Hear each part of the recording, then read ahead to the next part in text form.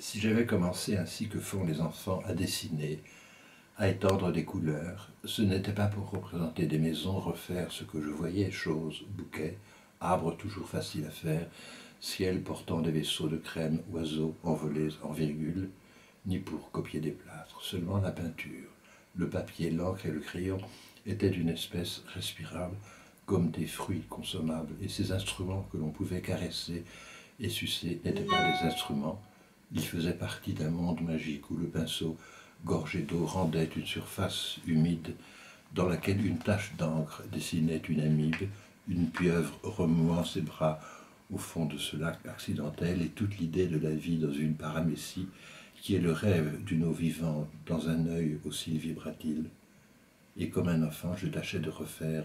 vague, serré, et comme si c'eût été moins un espace qu'un instant, quelque chose du tableau dans lequel je m'étais tour à tour endormi, éveillé, où j'avais pris conscience d'une échelle des corps, des grandeurs, des lointains, et de la couleur uniforme, variant cependant un jour comme une moire, une autre heure comme un océan sec et sur lequel,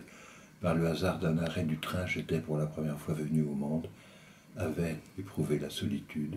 vu des graviers roses bordés d'herbes acides et poussiéreuses,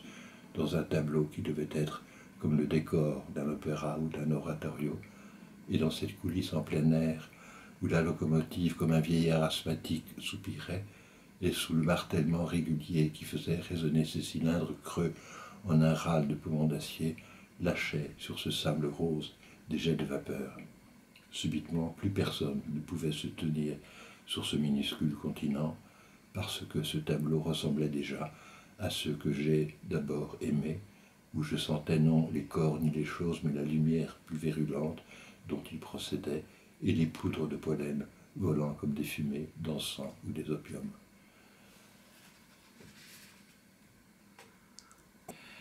Mais ce tableau de Paris Bordonnais m'a exercé plus tard au travail du désert et de la glace. Ici enfin ne se présentait aucun simulacre, ni aucun leurre à l'effroi du désir, comme si cette estrade, cette scène d'un théâtre de plein air attendait les musiciens qui réglaient leurs instruments dans la coulisse, derrière un bouquet d'arbres. Toute notre construction théorique procède-t-elle aussi de cette manière de l'irrésolution en elle-même essentielle d'une science d'enfant, parce que celle-ci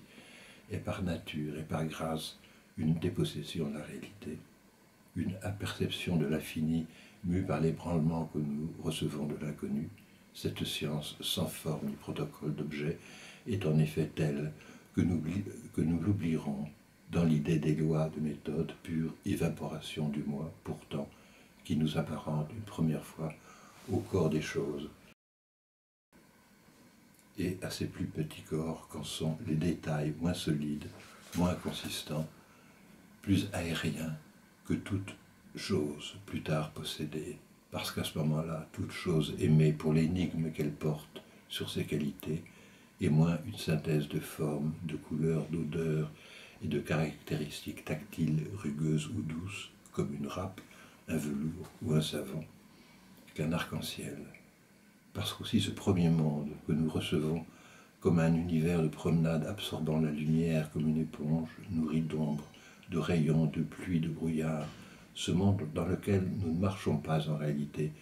tant qu'il est le tableau changeant de l'inconnu et le seuil de l'infini que nous espérons franchir, tout ce monde bâti de détails est le tissu moiré, éveillant en ses méandres des désirs qui n'ont pas de nom, pour n'avoir pas d'objet, ou qu'ils sont encore, comme la musique, un dialogue en nous-mêmes, mené avec un être silencieux. Les seuls effondrements, les seules joies, les uns et les autres sans cause, n'ont d'abord été que cette habitation en nous d'un monde musical, d'un mode musical du monde, et le seul bonheur sans doute, la grâce d'une dépossession qui suffisait à être le poème vivant dont nous chercherions pour le reste de la vie les mots ou le rythme et le sens évanoui